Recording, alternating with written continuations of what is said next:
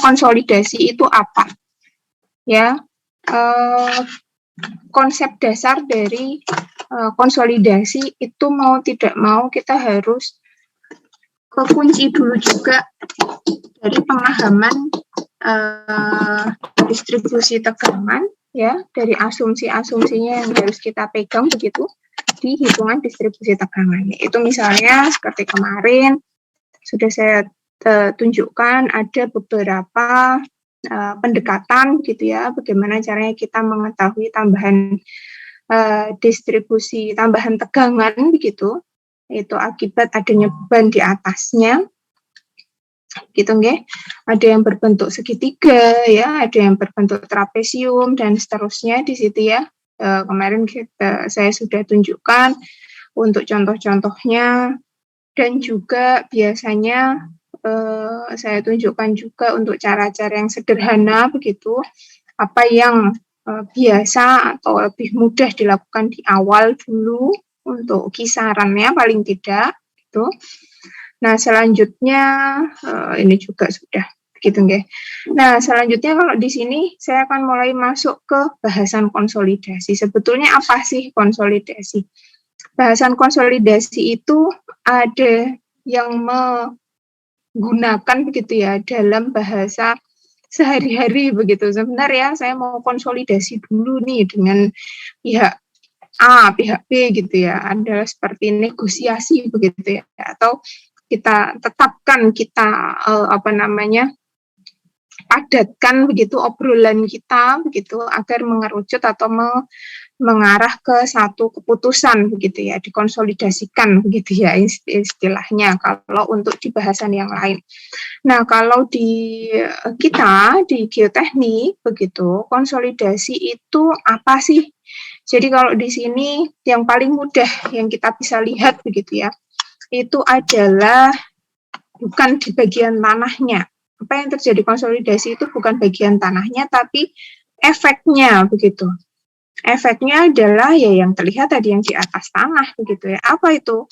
Yaitu di bangunannya. Itu baru kita tahu bahwa tanah itu terjadi konsolidasi itu jika dilihat dari bangunannya. Otomatisnya begitu ya. Kita nggak bisa melihat secara detail si tanahnya itu dia mengalami konsolidasi itu seberapa besar begitu ya. Kalau apalagi orang awam nih kok rasanya kok bangunannya kok bergeser ya misalnya, atau bangunannya kok miring ya gitu, atau bangunannya kok retak ya misalnya begitu. Nah, ini adalah yang dimaksud dengan manifestasinya begitu ya, yang diakibatkan begitu oleh suatu kejadian konsolidasi. Namanya apa? Penurunan, settlement begitu. Ini kalau yang tanda kutip baik begitu ya, ya namanya penurunan itu di mana-mana ya nggak baik ya, karena dia sudah bergeser dari posisi di awalnya, di sebelumnya begitu. Itu adalah apa? Kalau ternyata penurunannya itu seragam ya, dari ujung kanan, ujung kiri, dari depan dan belakang tuh mereka turunnya bersama-sama. Paling tidak orang yang ada di dalam ruangan ini yang nggak sadar gitu ya. Oh, ternyata tuh turunnya bareng-bareng ya gitu. Sehingga kalau turunnya bareng-bareng otomatis ya bangunannya nggak rusak gitu. Tapi di sini misalnya, tapi tetap saja ada settlement namanya uniform, seragam begitu penurunannya. Selanjutnya kalau di sini kita merasakan kerusakan gitu dari bangunannya, tapi belum sampai ke retak. Hanya saja apa? Hanya kalau kita nutup jendela kok yang dulunya awal-awal masih bisa saya nutup jendela kok lama-lama nggak bisa ya. Oh, ternyata tadinya persegi panjang lama-lama dia mencong begitu menjadi jajar genjang ya, jendelanya tidak bisa ditutup gitu. Begitu juga dengan pintu, begitu juga dengan bentuk-bentuk yang tadinya itu presisi begitu, dia bisa difungsikan menjadi tidak bisa berfungsi. Itu biasanya kita bisa cek jangan-jangan rumah kita miring gitu ya. Atau nah itu tadi kalau dia itu diferensial artinya tidak bersama-sama turunnya begitu, tapi ternyata juga ada kelemahan dari struktur bangunannya, atau yang memang itu tidak membuat bangunan itu bisa miring, turunnya miring, tapi malah justru karena lemah begitu ya, karena bangunannya itu bangunan yang tidak kompak, tidak padat bersama-sama, bisa menumpu, bisa ditumpu juga begitu. Hanya bagian area misalnya ini kalau di sini kita lihat pojok begitu ya, di bagian cornernya dia turun, yang lainnya masih tetap. Tapi karena bangunannya ini sangat kaku sehingga ya retak begitu. Nah, ini juga ditunjukkan atau membuktikan bahwa tanah di bagian bawahnya pasti ada sesuatu, kan gitu. Oke, jadi ini beberapa adalah bukti begitu bahwa terjadi penurunan yang terjadi begitu ya di bagian bawah bangunan, gitu. Oke, ini ada beberapa contoh lain begitu terjadinya settlement istilahnya ya, penurunan-penurunan tanah yang dia itu bukan diakibatkan atau bukan turunnya seragam begitu. Turunnya adalah sebagian. Biasanya hal tersebut diakibatkan oleh tanah yang tidak seragam lapisannya. Ya, lapisannya tidak seragam. Jadi hanya bagian ujung ini saja, yang bagian lain itu kaku, keras. Yang bagian coklat ini adalah area yang dia lunak. Sehingga yang turun cepat adalah yang area di situ. Untuk kebalikannya, kalau di sini yang keras lainnya lunak, atau di sini kalau di sini informasinya adalah yang poor bearing capacity, berarti ini yang lunak yang di sini. Kan gitu. Nah, ternyata bangunannya tidak cukup kaku sehingga kalau yang tanahnya di bagian bawahnya itu turun begitu, ya bangunan di atasnya tidak bisa hanya miring saja atau turun bersama-sama, nggak bisa. Ya, ini kalau bangunan. Ini kalau di pagar misalnya atau tembok biasanya. Ini ya, ini contoh apabila ada misalnya adalah surface water. Jadi nanti ada pengaruh juga terhadap airnya. Ini jangan-jangan airnya memang nggak seragam nih di bawah tanah sana. Ada perbedaan muka air begitu. Pengaruhnya apa? Nanti kita lihat ya. Ini akan kita tunjukkan bangunan-bangunan yang rusak-rusak. Tidak hanya struktur bangunan begitu, ada juga kalau yang kaitannya dengan jembatan, itu adalah ada beda juga, beda penurunan yang di beberapa lokasi begitu. Yang di bagian abutmennya itu tetap begitu, tapi ternyata di bagian tengahnya itu agak turun. Biasanya kalau di sini differential settlement itu bukan karena konsolidasi, memang ada sih ya diakibatkan konsolidasi, tapi ada juga diakibatkan oleh apa? Kalau jembatan seperti ini biasanya yang turun hanya sebagian atau terutama di bagian tengah begini, kira-kira diakibatkan oleh apa ya? Mungkin ada yang mau menjawab dulu, Bu, ini bukan konsolidasi ini gitu ya.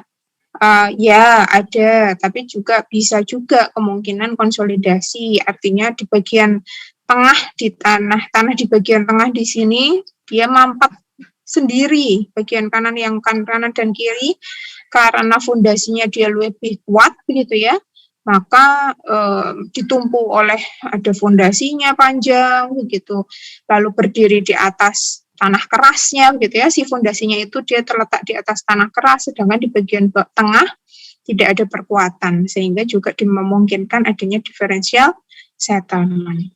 Apa tadi nama fenomena di area tengah kalau misalnya ternyata di sini ada air begitu, adalah dia mau menjawab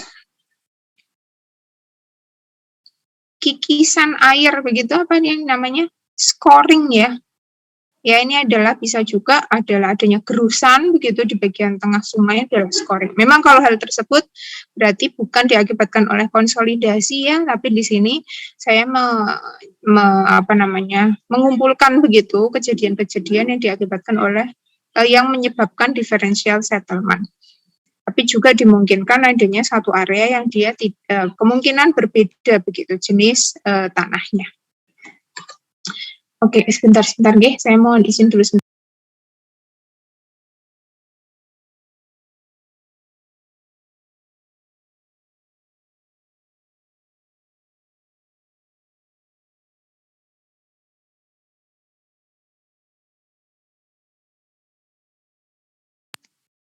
Oke, baik. Nah, selanjutnya saya membahas konsolidasi lain lagi. Ini apa lagi kok malah jadi saya harus menunjukkan gambar yang nggak ada hubungannya begitu ya, tanahnya nggak kelihatan gitu ya, tapi malah justru ada bangunan ini yang cukup terkenal begitu ya, banyak orang mendatangi jadi tempat wisata begitu. Ini di Itali kan gitu ya, Mas dan Mbak, saya rasa ini informasi pengetahuan umum gitu, bukan bahasan tentang geoteknik kaitannya dengan bangunan ini. Tapi ternyata ini adalah satu-satunya bangunan skala besar begitu yang menjadi bukti peristiwa konsolidasi yang menyebabkan sebenarnya ini kegagalan konstruksi ya. Tapi kok ya menguntungkan ternyata begitu. Tadi sudah saya sampaikan, konsolidasi itu masalah tanah kan gitu. Tapi bisa kita lihat ketika bangunannya itu terlihatnya ya apa, ada yang turun, ada yang miring dan seterusnya. Tapi ketika si bangunannya tersebut cukup kaku, dibiarkan miring pun ya oke saja begitu. Nah, beruntungnya bangunan ini dia cukup kaku begitu untuk dia tetap miring. Walaupun para engineer juga tetap berpikir keras berharap jangan sampai kemiringannya itu bertambah kan gitu ya. Jadi segala upaya itu dilakukan untuk memperkuat fondasi-fondasi di bawahnya karena apa? Setelah ketahuan itu bahwa bangunan ini ya memang dari awal tidak didesain miring kan ya, tapi bangunan itu didesain tegak, tapi ternyata terjadi konsolidasi yang tidak seragam di bagian bawah dari bangunan tersebut. Begitu. Tapi karena keunikannya begitu ya, dan karena keberhasilan begitu para engineer yang menjaga agar bangunan ini tetap berdiri walaupun sebetulnya dia itu berdiri di atas tanah lunak yang tidak seragam, maka menjadi kebanggaan begitu oleh warga atau oleh rakyat di sana, menjadi tempat wisata menarik begitu. Padahal sebetulnya engineer begitu ini kerepotan betul sebetulnya ya untuk menjaga agar kemiringannya tidak bertambah hanya dikarenakan oleh kejadian konsolidasi begitu. Ini kan cukup miris ya, tapi ya beruntungnya malah jadi menjadi tempat pariwisata yang sangat terkenal begitu. Oke, ada bentuk kegagalan lain. Nah, kalau ini tentunya tidak menguntungkan ya. Ini ada satu bangunan begitu. Ini juga diakibatkan oleh kegagalan konstruksi. Ada satu area yang dia tidak stabil di satu area, satu bagian begitu, dan lalu patah utuh begitu. Bangunannya cukup kaku sebetulnya karena kita lihat di sini kerusakannya tidak lalu retak begitu nggih, tapi kalau kita lihat fondasinya mungkin yang tidak terlalu dalam ini yang lalu memperparah kondisinya sehingga tidak bisa mempertahankan kemiringannya sampai akhirnya rubuh kan gitu ya. Nah, lalu berarti apa saja nih hal-hal yang mempengaruhi begitu terjadinya penurunan itu apa saja? Jadi beragam ya. Ada yang kapasitas dukung tanahnya yang rendah, jelas ya. Ada kapasitas dukung tanah rendah ya, kita tahu bahwa tanah lunak begitu kok dibebani bangunan yang sangat berat, otomatis bangunannya atau tanahnya kalah kan gitu ya, dia menjadi tambah turun kan gitu ya, dia dibebani bangunan yang berat di atasnya.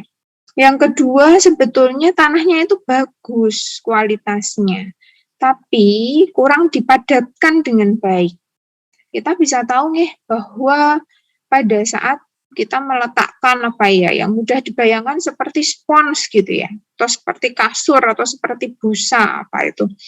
Ketika kita letakkan dia tidak apa-apa, tidak ada beban di atasnya sama sekali ya sudah ya tanah itu atau spons atau kasur atau busa itu ya dia tetap saja bentuknya seperti itu. Tapi ketika kita berikan beban di atasnya yang tadinya itu berongga, kurang padat, dia menjadi memadat gitu.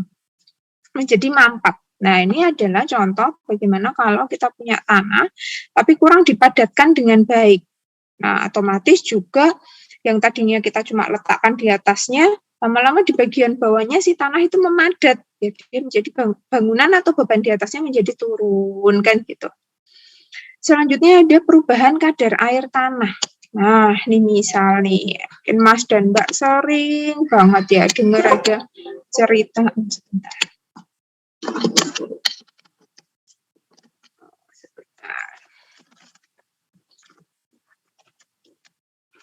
mendengar ada cerita terkait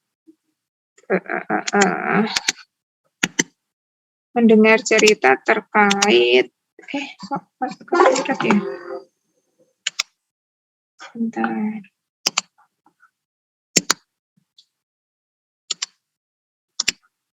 Oh, nggak bisa ya. Sebentar nih. Oh, sudah, saya cerita dulu saja. Cerita terkait kota Jakarta, ya. Jadi ada yang mengatakan kota Jakarta itu lama-lama tenggelam, gitu ya. Ada isunya adalah seperti itu. Saya tidak mau membahas kaitannya dengan politiknya ya, tapi pada dasarnya adalah bagaimana kita memahami begitu. Maksud dari kalimat itu apa sih sebetulnya? Jadi artinya tenggelam itu yang tadinya itu dia ada di atas muka air laut, begitu ya. Itu ada yang mengukur adalah ternyata muka tanah kota Jakarta itu kok lama-lama dia ada di bawah muka air laut, begitu. Akibat oleh apa ya, gitu ya? Penurunannya itu diakibatkan oleh apa? Apakah karena yang pertama kapasitas dukung tanah yang rendah, begitu? Apakah karena bangunan-bangunan gedungnya Jakarta itu yang sangat tinggi sehingga sangat berat, begitu ya? Sehingga karena kita tahu ya kalau di Jakarta itu kan tanahnya tanah lempung dan gitu. Tanah lempung artinya kalau dibandingkan dengan pasir, itu tanah lempung itu identiknya adalah tanah yang lunak gitu ya. Nah, lalu ini kok lembek ya, kan kalau kita kan lihatnya dia secara pemahamannya saja menjadi lembek begitu. Ada bangunan berat di atasnya bagaimana sebetulnya? Oke, untuk logika itu oke saja, tapi bukan lalu ya saking beratnya lalu dia turun terus begitu, tidak. Tapi adanya perubahan kadar air pada tanah. Seperti kita tahu kegiatan pemompaan, pengambilan air tanah itu tuh kan besar-besaran ya di sana ya, kebutuhannya memang kita tidak bisa menyalahkan begitu. Sebanyaknya warga menyebabkan orang-orang membuat sumur-sumur kan begitu ya. Sehingga yang terjadi adalah yang tadinya sumur itu adalah belum berhasil ya ini. Kenapa ya? Yang tadinya itu sumurnya adalah tinggi muka air tanahnya, lama-lama menjadi turun kan gitu. Lama-lama menjadi turun. Nah, ini udah bisa. Jadinya itu adalah airnya di sini, tapi lalu di sini ada pompa, begitu ya, sehingga lama-lama menjadi turun. Airnya kan begini. Nah, efeknya ternyata bukan hanya si airnya saja yang turun. Karena tadinya itu bersama-sama air dengan tanah itu menumpuk beban di atasnya, itu lama-lama si tanahnya pun juga menjadi turun juga. Menjadi seperti ini. Yang tadinya adalah di sini, gitu ya, berubah menjadi di sini. Begitu. Menjadi turun. Nah, ini adalah salah satu yang diakibatkan oleh perubahan kadar air tanah. Oleh karena itu ada yang mengatakan model muka air tanah itu tadinya muka air laut itu tadinya di sini MSL gitu ya. Tapi lama-lama kok muka air lautnya itu di sini. Nah, gini. Nah, jadi si tanah sebelumnya itu tuh masih berada di atasnya kan gitu ya tadinya. Tapi kok lama-lama kan ini di atasnya muka air laut di sini lama-lama menjadi di bawahnya. Nah, ini yang menyebabkan ada yang mengatakan bahwa ini tuh banjir dan seterusnya itu juga bisa karena muka air lautnya itu menjadi lebih tinggi dibandingkan muka tanahnya. Nah, ini salah satu contoh agar Mas dan Mbak bisa membayangkan. Nah, sehingga apa saja ini yang perlu kita cek ya, pengaruhnya apa saja. Oh, ternyata sebegitu pentingnya ya bahasan tentang penurunan terhadap kestabilan dari suatu konstruksi. Oleh karena itu, jika kita merencanakan atau merancang suatu bangunan, itu kita punya dua hal yang paling penting. Yang pertama adalah tekanan tanah ya, akibat gaya luar itu harus lebih kecil dari kapasitas dukung tanah. Artinya apa? Ya, jadi kalau kemarin kita sudah bahas nih bahwa ada bangunan begitu di atasnya, Mas dan Mbak kemarin sudah bahas satu persatu. Ada tugu, ada timbungan, ada tembok, ada jalan rel dan seterusnya. Ini beban di atas, dari atas itu paling tidak harus lebih kecil dibandingkan kekuatan tanah untuk menumpu, kan gitu. Bagaimana ya biar dia tidak melesak masuk ke dalam tanah, kan gitu nggih. Ini syarat pertama, harus lebih kecil. Atau, Bu, ini dikurangi terus berarti ya, memang beban di atasnya itu nggak boleh lebih besar begitu. Jadi kalau memang kita bisa merencanakan ya bangunannya harus lebih kecil. Bu, arsiteknya maunya banyak, harus banyak ornamennya harus ini memang harus besar. Maka bagaimana ya caranya? Oleh karena itu yang harus kita rekayasa dalam artian engineer ya. Itu adalah bukan si bangunannya. Kalau memang bangunannya terpaksa harus sebesar itu, maka kita tambahkan support fondasi misalnya harus lebih dalam, misalnya dipasang fondasi dari bagian bawah, misalnya seperti itu. Intinya adalah dari yang di bagian bawah itu adalah besar begitu ya dibandingkan dengan yang di atas. Gitu. Oke ya. Nah, selanjutnya yang kedua adalah stabil itu apa? Stabil itu tidak hanya dia menyebabkan melesak begitu tadi ya, diakibatkan oleh beban di atasnya, ditumpu bisa tidak oleh tanah di bawahnya, tapi tadi itu bahasan terkait dengan penurunan.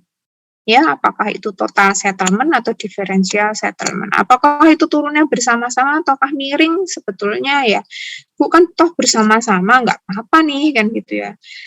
Seperti kemarin saya sudah sampaikan, kalau yang turun itu misalnya hanya bangunan rumah begitu ya, mungkin satu lantai saja, turunnya bersama-sama, nggak apa-apa nih kita jadi punya, yang tadinya 2 lantai jadi punya rumah 1 lantai gitu ya, misalnya saking turunnya terlalu banyak gitu. Ya enggak ya, kalau sampai turunnya 1 lantai itu kebangetan, itu gagal sekali itu. Nah itu, tapi juga itu tadi, kegagalan kalau ternyata misalnya kemarin kita sudah bahas tangki gitu ya, tangki misalnya bahan bakar, tangki bahan bakar, ada juga misalnya suatu infrastruktur yang kemiringan sedikit saja itu juga akan merusak pompanya, merusak mesin dan seterusnya, sehingga kedua jenis penurunan ini tidak bisa ditolerir misalnya. Nah itu juga sangat penting untuk kita perhatikan, sehingga dalam kriteria perancangan 2 hal ini adalah menjadi mandatory. Jadi wajib untuk harus lolos dulu, untuk aman dulu, begitu. Oke. Nah, selanjutnya kita akan bahas ini dulu. Berarti sebetulnya ya, penurunan itu diakibatkan oleh apa saja. Jadi ya, bahasannya adalah konsolidasi. Oke ya. Apa saja penurunan itu? Jenisnya itu ada 3, Mas dan Mbak. Ya, jenisnya itu ada 3. Yang pertama adalah penurunan seketika. Ada yang mengatakan sebagai penurunan segera, ada yang mengatakan sebagai penurunan saat itu juga begitu. Atau yang kalau istilahnya dalam bahasa Inggris cuma satu, immediate settlement. Pada saat itu dia langsung turun. Diberi beban, dia langsung turun berapa? Diberi beban langsung ada sedikit penurunan begitu. Nah, ini adalah penurunan seketika yang terjadi di semua jenis tanah. Di semua jenis tanah dan di semua kondisi pasti ada pemampatan yang seketika begitu ketika beban diberikan. Nah, disambung lagi ada yang dinamakan sebagai konsolidasi primer. Konsolidasi primer, konsolidasi primer itu adalah kalau terjadinya pada tanah lempung.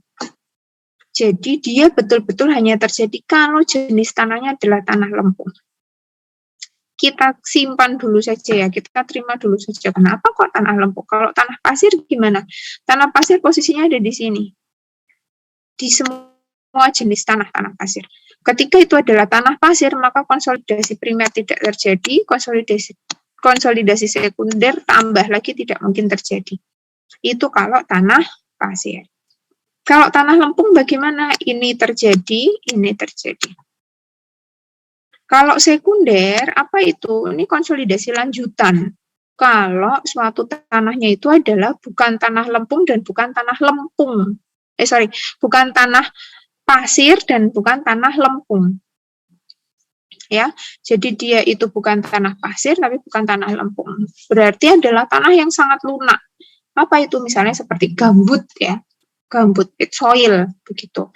Apa yang diakibatkan di sini? Dia juga konsolidasi ketika penurunan seketika terjadi, konsolidasi primer terjadi, sekunder pun juga terjadi. Itu kalau jenis tanah lunak. Oleh karena itu, untuk jenis tanah lunak permasalahannya lebih banyak begitu ya. Dia penurunannya sangat besar. Oleh karena itu, kalau kita ketemu jenis tanah lunak, wah itu harus hati-hati sekali. Mau kita pasang atau letakkan bangunan apapun begitu di atasnya, itu menjadi melorot, menjadi turun besar gitu ya, menjadi turun jauh. Nah, sebetulnya tapi apa sih konsep dari konsolidasi itu? Ya, kenapa kok sekarang juga didasarkan pada jenis tanahnya begitu? Memangnya tanah pasiran kenapa? Gitu.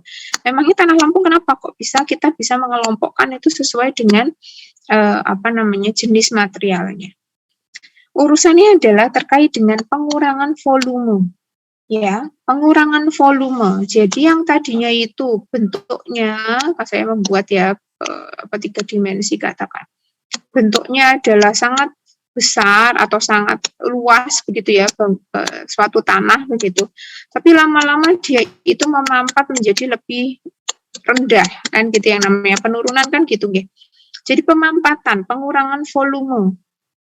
Itu yang pertama. Ini kata kunci pertama. Kata kunci kedua adalah tanah jenuh. Tanah jenuh itu artinya apa? Tanah yang dia terendam oleh air. Ini kata kunci yang kedua. Dan kata kunci yang ketiga adalah permeabilitasnya rendah. Kata kunci ketiga. Apa ini artinya kata kuncinya? Kalau salah satu tidak dipenuhi, maka konsolidasi juga tidak terjadi. Gitu. Artinya misalnya begini. Artinya kok kalau misalnya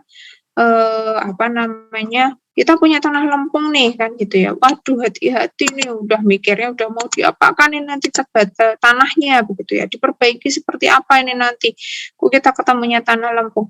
Coba cari tahu dulu, muka air tanahnya tinggi enggak, tanahnya jenuh enggak, kan gitu ya. Kalau muka air tanahnya enggak jenuh, muka air tanahnya enggak tinggi, yang tidak menyebabkan tanahnya jenuh, ya enggak usah khawatir, kan gitu. Oh iya, ternyata nggak tinggi, cukup dalam. Dia baru ada itu di sekitar kedalaman 15 meter. Oh ya sudah, nggak usah bingung kan gitu. Tapi ketika dilihat, ternyata muka air tanahnya itu sama persis dengan muka tanahnya. Jadi persis begitu dia di muka tanahnya berapa, dan disitulah muka air tanahnya terletak. Waduh, hati-hati ini, kita punya potensi begitu ya, terjadinya konsolidasi. Dari itu semua akan terjadi pengurangan volume. Urusannya permeabilitas rendah bagaimana? Ketika kita tahu bahwa di situ adalah jenis tanah lempung dan lanau atau lanau gitu ya, lempung atau lanau, maka kita tahu nih permeabilitasnya adalah lebih rendah tentu jika dibandingkan dengan pasir, kerikil, gravel dan seterusnya, otomatis kan gitu. Sehingga kata kuncinya adalah itu tadi, permeabilitas rendah yang dimiliki oleh jenis tanah lempung lanau, apakah dia tanahnya jenuh atau tidak, itu akan terjadi pengurangan volume. Oke ya, ini adalah apa yang terjadi pada saat konsolidasi, ya terjadi itu tadi. Hal yang lain yang mungkin terjadi itu adalah terjadi drainase. Apa itu drainase? Jadi ada pergerakan begitu ya, air keluar begitu dari porinya. Ya, terjadi drainase itu adalah mengeluarkan air pori keluar. Sebagai contoh, saya tunjukkan di sini. Ini ada incompressible layer. Apa itu? Lapisan yang dia itu tidak memiliki kemampuan untuk kompresif, untuk memampat. Ya, ada memampat, tapi tidak lalu sangat mudah begitu untuk lalu memampat sangat besar begitu ya, potensi kemampatannya. Sehingga di sini kalau untuk yang pasir begitu terjadi di sini. Kalau untuk yang lempung itu biasanya compressible layer. Incompressible layer terjadi lagi di bawahnya. Ya, misalnya ada contoh seperti ini sangat rentan sekali terjadi konsolidasi. Apalagi di bagian incompressible layer itu jenis tanah apa tadi? Incompressible layer adalah kebanyakan adalah jenis tanah pasir, ya, yang dia tidak mempunyai kemampuan untuk memampatnya, ya ada kemampuan memampat, tapi hanya saat itu juga begitu. Ketika dilepaskan beban di atasnya, ya tidak lalu punya kemampuan untuk dia kembali ke posisi semula. Ya sudah, dia sudah mampat, dia sudah di posisi paling settle-nya dia gitu. Tapi kalau compressible layer di sini biasanya adalah lempung atau lanau begitu. Nah, ini punya kemungkinan adalah terjadi konsolidasi. Apalagi sekarang saya mau bertanya lagi, antaranya lempung dengan pasir tadi permeabilitasnya besar yang mana? Ini di sini ada KP, ini adalah permeabilitas pasir, katakan ada KL, besar yang mana? Monggo ada yang mau menjawab? Mbak Gabriela mungkin? Besar yang lempung ya, Bu? Besar yang lempung? Yang pasir. Yang pasir, iya betul. Yang pasir ya, Mbak. Nah, sehingga menyebabkan kalau muka air tanahnya di sini adalah tinggi, kan gitu ya. Atau misalnya muka air tanahnya persis ada di lempungnya kok, Bu, nggak terlalu tinggi kok. Iya, tapi justru yang menjadi permasalahan adalah ketika tanah lempungnya itu jenuh, kan gitu. Diberikan beban di atasnya, ya, dia ke arah bawah, begitu dia mengalami pemampatan, tanahnya menjadi turun, ya, tanahnya dari atas turunnya, otomatis kan ya, nggak mungkin kan tanahnya cuma di bagian lempungnya saja, tapi sebetulnya yang paling turun adalah si lempungnya dia memampat betul, begitu, yang tadinya full, begitu dia memampat hanya menjadi sependek ini, katakan begitu. Si pasir di bagian bawahnya juga memampat ya, tapi kecil sekali. Sehingga lempungnya itu posisinya menjadi di areanya di sini. Nah, kan gitu ya, dia memampat. Lalu apa lagi yang terjadi? Tadi Mbak Gabriela sudah menjawab bahwa ternyata permeabilitasnya pasir itu lebih besar. Maka terjadi drainase, airnya itu terperas keluar. Nah, istilahnya lebih enak. Dia seperti diperas. Seperti kita membayangkan lagi kita punya spons gitu ya. Sponsnya itu dia itu sudah punya air, sudah mengandung air begitu di situ, lalu kita tekan dari atas, airnya kemana? Akan lalu keluar, kan gitu ya, terjadi drainase.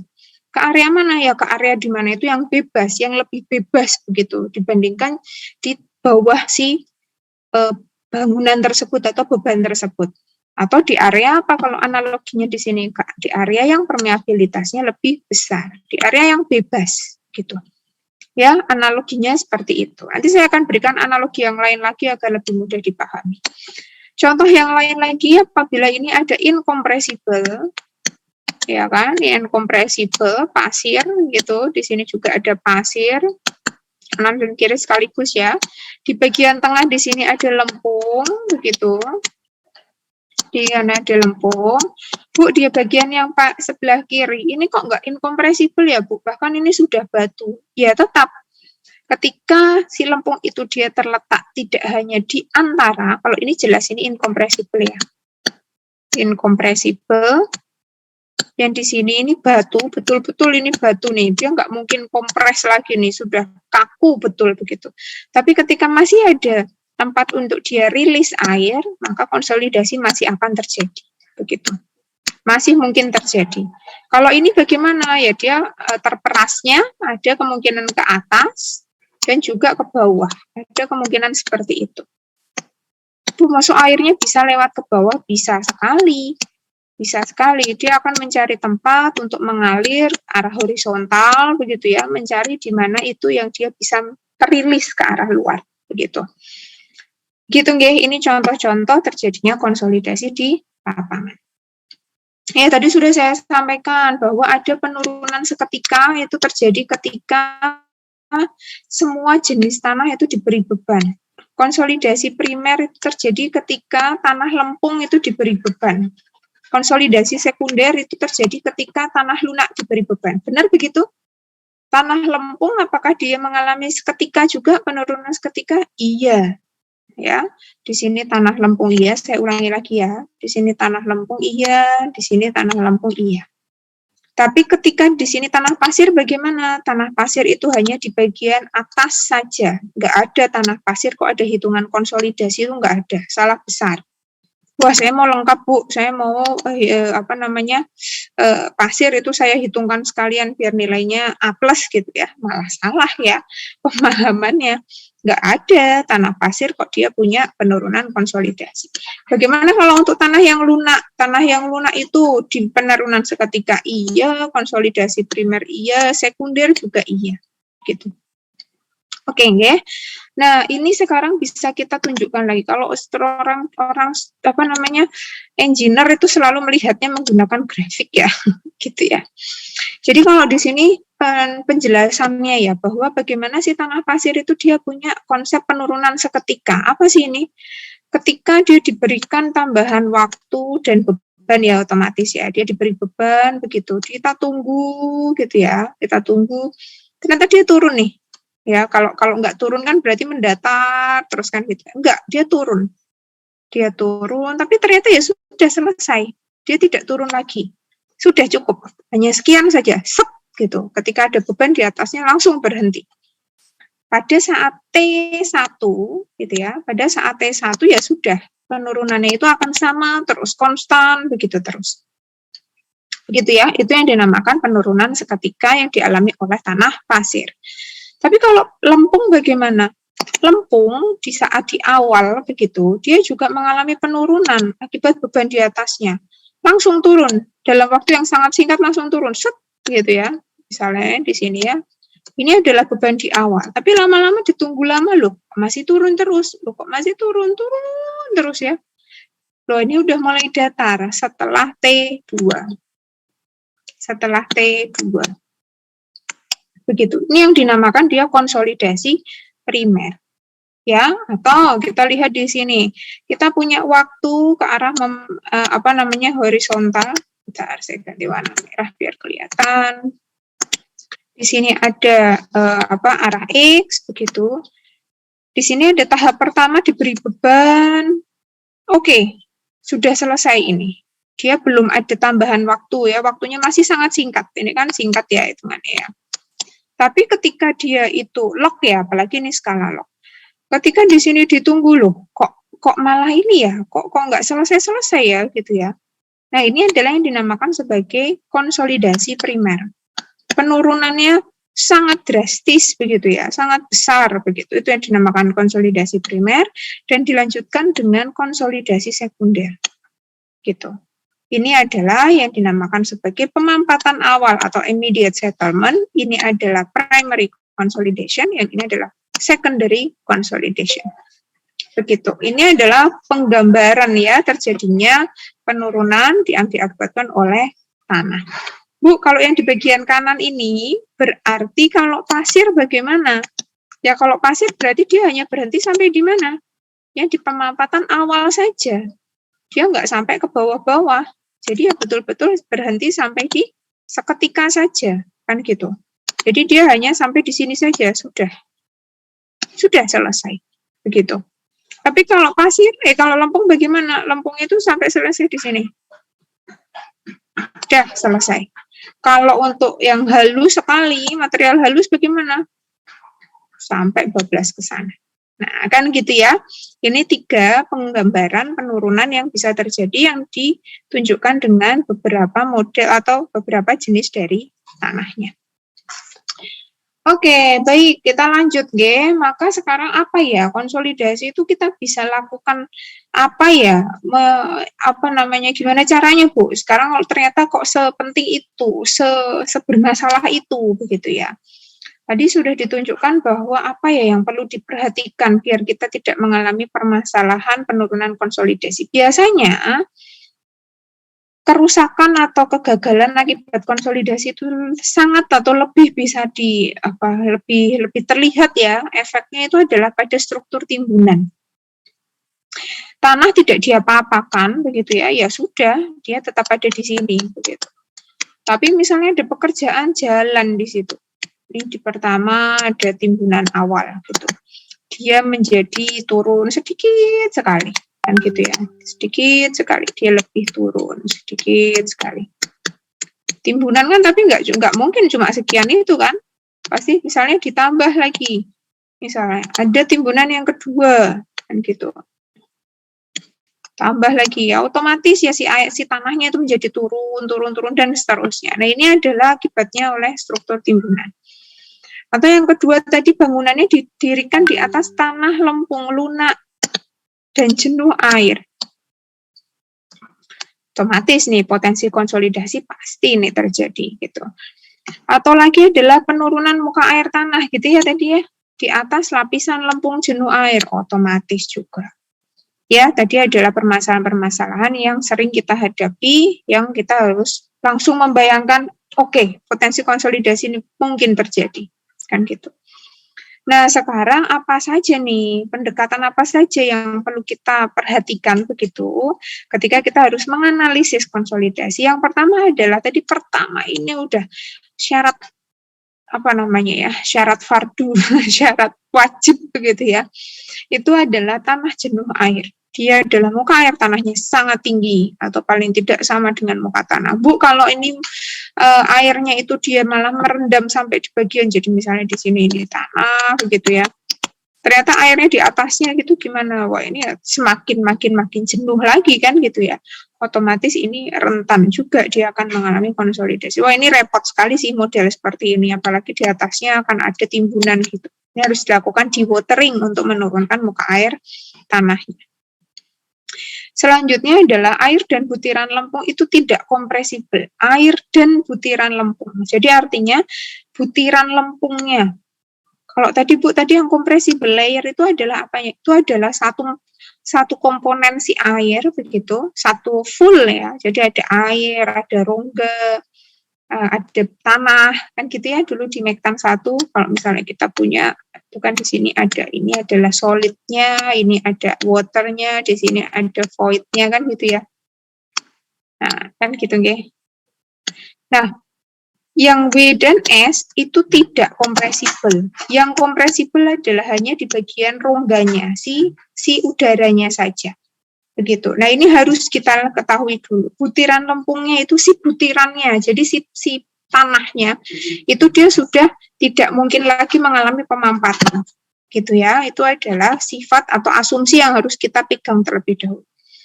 Selanjutnya apa? Hukum Darcy. Oh, ini urusan apa nih? Permeabilitas ya. Permeabilitasnya harus berlaku sama dengan konsep permeabilitas yang sudah kita pahami.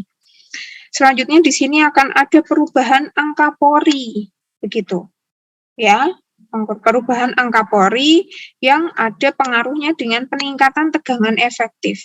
Di situ ada koefisien permeabilitas dan juga koefisien perubahan volume. Oke, tangkap dulu saja. Nanti kita akan kenal beberapa parameter ini. Selanjutnya di sini ada parameter waktu. Ya, parameter waktu. Tadi sudah saya tunjukkan di sini, ternyata grafiknya suatu konsolidasi itu terjadi pada saat kita memperhatikan ada waktunya. Kan gitu. Kalau kita nggak perhatian dengan waktu, kita nggak bisa tahu, oh ternyata ada penurunan di sini. Ini waktunya di sini ya. Kalau kita perhatikan di satu waktu tertentu saja, ya sudah kita lihat di satu lokasi saja. Tapi karena kita lihat ada unsur waktunya, apa sih yang terjadi? Oh iya ya, kok ternyata ada penurunan kan gitu. Nah, ini dia terus tergantung pada apa? Tergantung pada permeabilitas. Satuannya permeabilitas itu kan seperti satuan kecepatan ya sebetulnya ya. Walaupun dinamakan sebagai koefisien permeabilitas, tapi sebetulnya dia punya satuan ya. Satuannya itu adalah satuan kecepatan. Di mana satuan kecepatan kita bisa mengukur waktu yang terjadi pada saat air mengalir di dalam tanah tersebut kan gitu. Oke, nah selanjutnya ada di sini lempung berhimpit sempurna pada arah lateral. Ini mulai pembatasan nih, mulai ada limitasi, mulai ada kelemahan begitu. Bahasan konsolidasi yang kita lihat itu dari tadi, mungkin Mas dan Mbak juga memperhatikan, dari tadi yang dibahas itu adalah selalu penurunan saja gitu. Bu, kok nggak dibahas ke bagian arah samping sih Bu gitu. Sebetulnya kan pasti ada ya secara volumetrik kan gitu ya, tidak hanya ya turun ke bawah saja. Nah, untuk bahasan konsolidasi awal begitu, untuk kita pengenalan dulu, yang kita lihat konsolidasi itu masih satu arah saja. Kita nggak lihat ke arah kanan kiri. Sehingga kita asumsikan dulu bahwa lempung berhimpit sempurna pada arah lateral. Oleh karena itu, aliran air pun kita lihat secara satu dimensi. saja. Apa itu? Atas atau bawah, atau atas dan bawah. Itu saja, tidak ada kita lihat arah alirannya, arah lateral.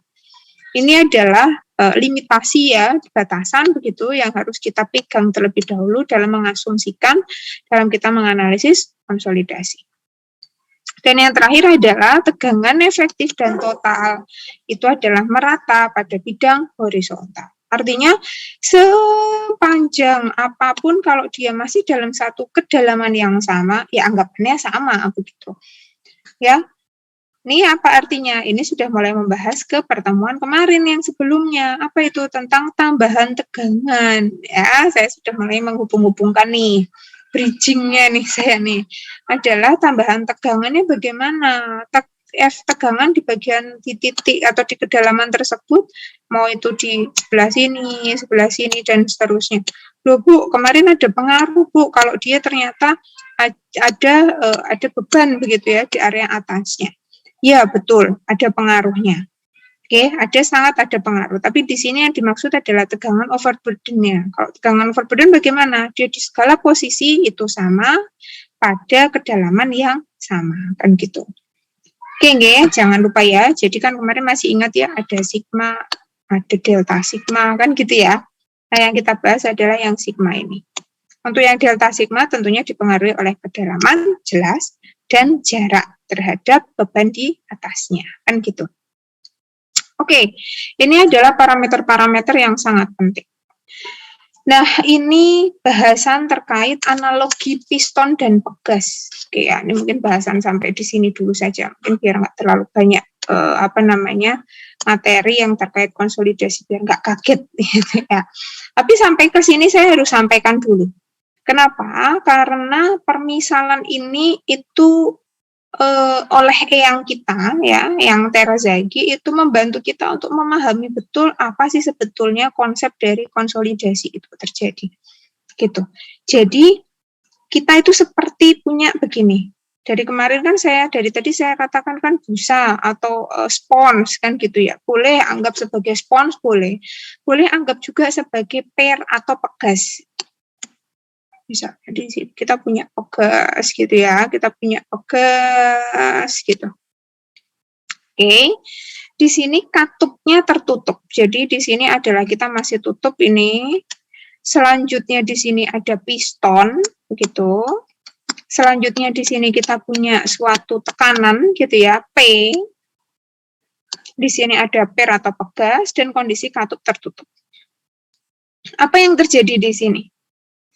Apa yang terjadi ketika piston itu menekan area di dalam apa ya, ini kita membayangkannya satu wadahnya ini tuh seperti toples saja juga boleh deh, atau gelas atau apapun itu ya, kita tekan begitu si per yang ada di bawah piston, dia itu berisikan air, ini ada air dengan posisi katup tertutup. Apa yang terjadi di sini? Kita membayangkan analogi saja, Mbak Syafira misalnya, kira-kira apa yang terjadi Mbak apabila kita menekan suatu wadah gitu ya, yang di dalamnya itu ada pegasnya, dia dikelilingi oleh air, ya, pada saat katupnya tertutup, apa itu kira-kira yang terjadi? Airnya menekan ke atas, Bu. Airnya menekan ke atas, tapi karena katupnya tertutup, ada perubahan nggak Mbak di dalam apa namanya suatu kondisi itu, ada perubahan tidak? Mungkin perubahan bentuk wadah atau tekanan ke samping juga. Oke, artinya tergantung dari si wadahnya ini ya, dia kaku atau enggak kan gitu ya. Oke, terima kasih Mbak Syafira, betul sekali. Betul sekali, yang pengaruhnya adalah di bagian wadahnya. Kalau wadahnya kalah kan gitu ya, otomatis dia apakah akan menggembung kan gitu, atau mungkin kalau tadi dengan plastik atau dengan kaca mungkin dia akan pecah. Artinya adalah tidak ada bahasan terkait si pegasnya ini akan bagaimana, intinya adalah terjadi tekanan gitu ya. Nah, saya akan bercerita bagaimana kalau si lateralnya itu dia kita anggap sebagai material yang sangat-sangat kuat gitu. Sehingga apa yang terjadi di sini? Ya, dia tetap akan seperti ini. Saking kuatnya ya, kita membayangkan adalah di sini adalah struktur atau apapun material itu yang sangat kuat. Mau sebesar apapun dia, ternyata ya tetap begitu saja. Kan gitu. Tapi akan menjadi berbeda, akan menjadi berubah bentuk begitu kalau kita membuka katupnya itu. Di bagian yang ini kita buka sedikit demi sedikit. Begitu. Ini adalah masih kira-kira ya dibuka separuh begitu ya. Dari kapasitas katup terbuka, dan yang terakhir adalah full begitu. Ini sampai habis. Di sini pegasnya dia menjadi lebih rapat ya, menjadi lebih rapat. Yang di sini menjadi rapat sekali, kan gitu. Otomatis untuk di bagian katup yang terbuka sedikit, apa yang terjadi? Airnya akan terilis keluar. Kan gitu ya. Airnya akan terilis keluar sedikit demi sedikit. Yang paling terakhir bagaimana? Airnya akan keluar sampai habis sehingga apa? Di sini yang akan menumpu beban pressure dari luar adalah sudah hanya tinggal si pegasnya saja. Airnya ini habis, W sudah sama dengan 0. Oke ya, di sini sekali lagi saya ulangi. Di bagian awal si P di sini dia ditumpu oleh, oke lah, material yang sangat kuat Bu. Oke, tapi sekarang kita abaikan lah itu si materialnya. Kita fokusnya adalah pada pegas dan pada airnya. Berarti si P di situ ini adalah ditumpu oleh si per dan air. Gitu. Per dan air. Tapi untuk yang posisi kedua, dia di sini P dan air masih, tapi sudah mulai berkurang W-nya. Kan gitu ya. Sampai pada ketika si P itu dia ditumpu hanya oleh pegas, karena W-nya sudah habis. Oke. Ini adalah yang dinamakan sebagai proses konsolidasi terjadi. Ini adalah awal konsolidasi adalah pada saat T sama dengan 0. Yang di sini adalah T lebih dari 0, gitu ya. Yang di sini adalah T tak terhingga. Tak terhingga artinya ya sudah sampai dia sampai full push kita habiskan ya air di bagian bawahnya itu sampai habis, itu adalah terjadi konsolidasi selesai begitu. Sehingga di sini kalau kita analogikan begitu, apa saja ya yang terjadi pada saat konsolidasi itu analoginya apa begitu. Kita kenal ada yang namanya tadi ada tanah begitu ya. Di sini adalah kondisi awal begitu. Bagaimana kalau pada saat si katupnya tertutup? Ketika piston dibebani, pegas tidak bisa melendut ya. Karena itu tadi bebannya masih dipikul oleh air. Airnya masih banyak di sini. Jadi kita seperti mengandalkan si airnya. Kan begitu. Inilah yang dinamakan sebagai tadi Mbak Syafira sudah menyampaikan bahwa akan menekan Bu kanan dan kirinya.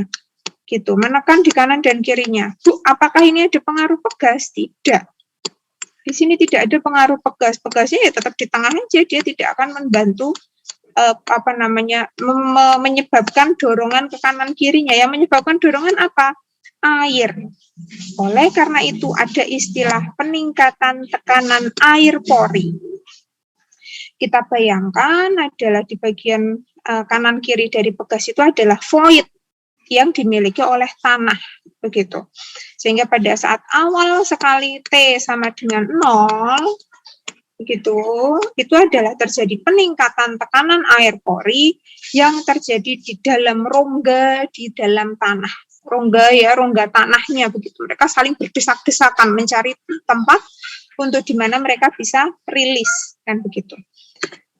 Ya, sehingga kalau kita mulai buka katupnya dibuka sedikit, berangsur keluar, gitu ya. Airnya berangsur keluar, tekanan air porinya berkurang, begitu, dan lama-lama bebannya mulai dipindahkan dari air ke pegas, kan gitu ya.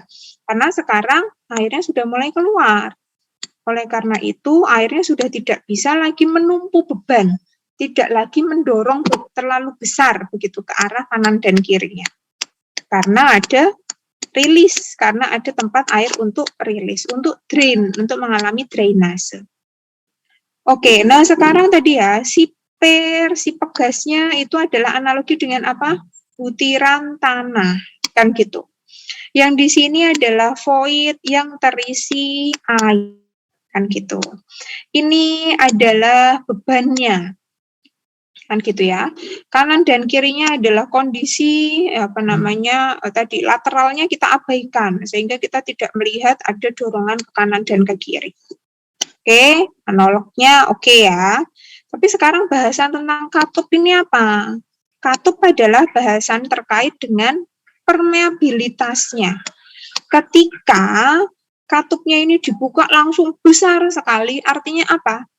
Permeabilitasnya besar. Langsung pada saat T sama dengan 0, pada saat waktu yang sangat singkat, T lebih besar dari 0 dengan waktu yang sangat singkat, itu ya langsung habis. Artinya apa? Permeabilitasnya sangat besar.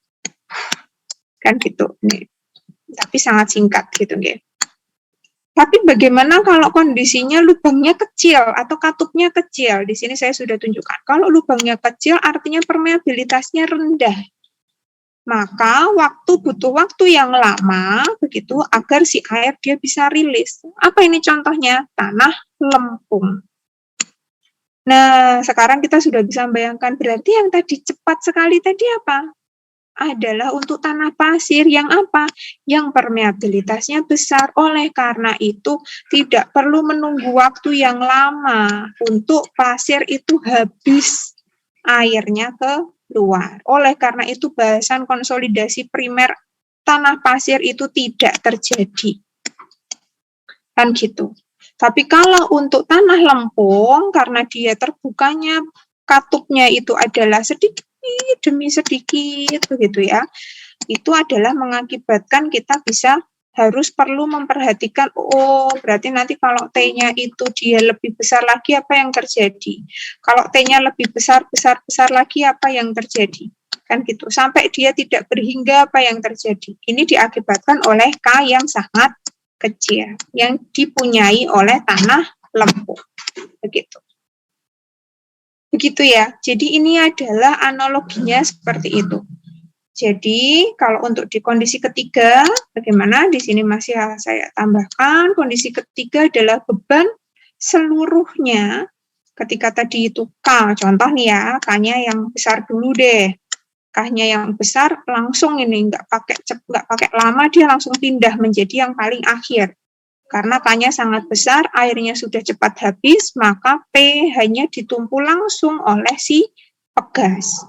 Tapi kalau K-nya kecil, ya langsung juga, tapi pelan-pelan sekali.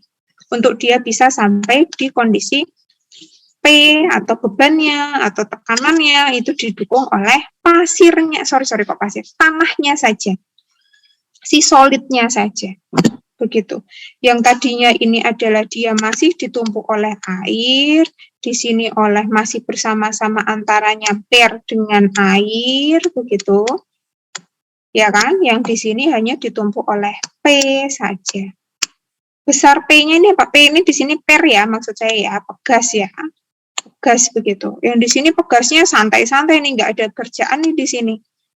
Ya, di sini masih si airnya saja. Di sini udah mulai gerak dia pernya. Waduh, ada beban tuh ternyata di atas. Airnya udah mulai keluar pelan-pelan.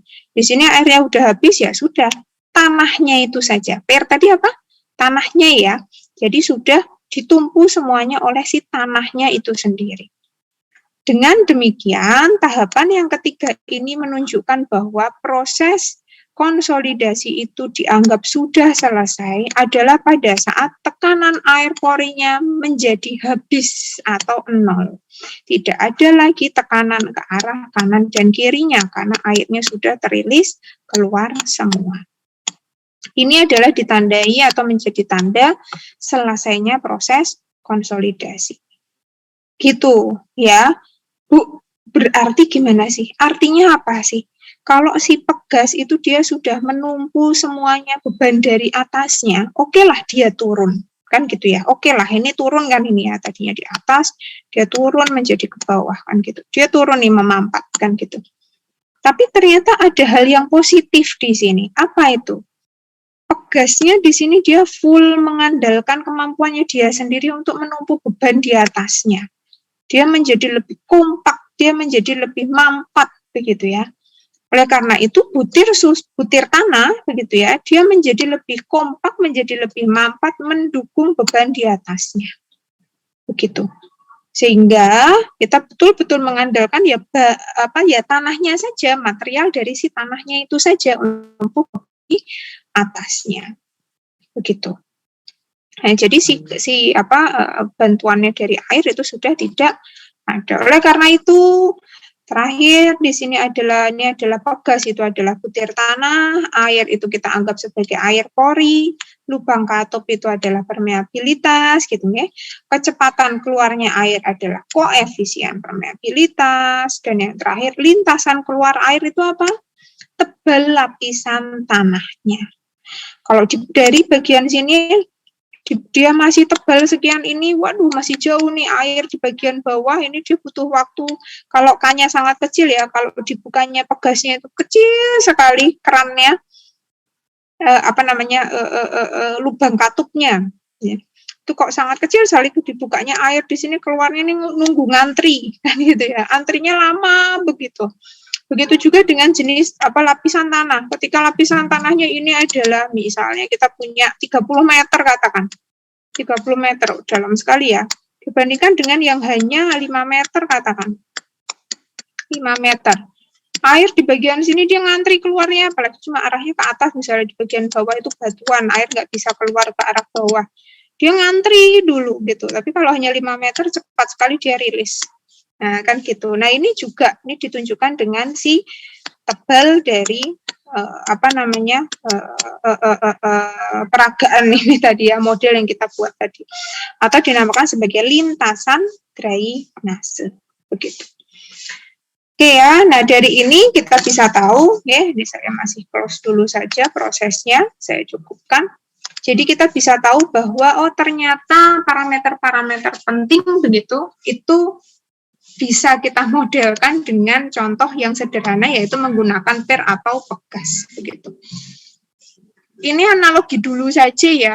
Misalnya Mas dan Mbak Bu, saya kok lebih suka membayangkannya dengan spons begitu. Oke saja spons, tapi sponsnya itu juga harus diwadahi oleh suatu wadah yang materialnya itu kuat begitu, sehingga air itu tidak merembes ke kanan dan kiri juga, karena pemahaman kita konsolidasi itu masih satu arah. Jadi tidak melihat kalau dia rembesnya atau dia terperasnya itu ke arah kanan kiri juga.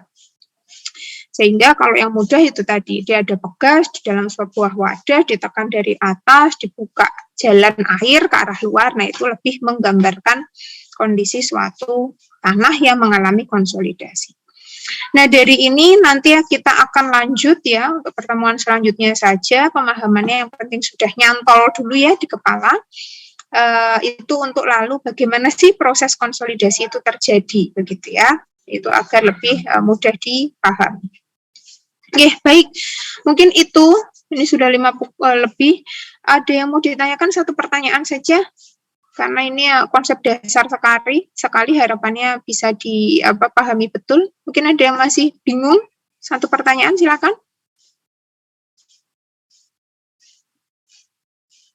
Monggo, Mas dan Mbak, atau ada yang mau menemani saya membuka kamera?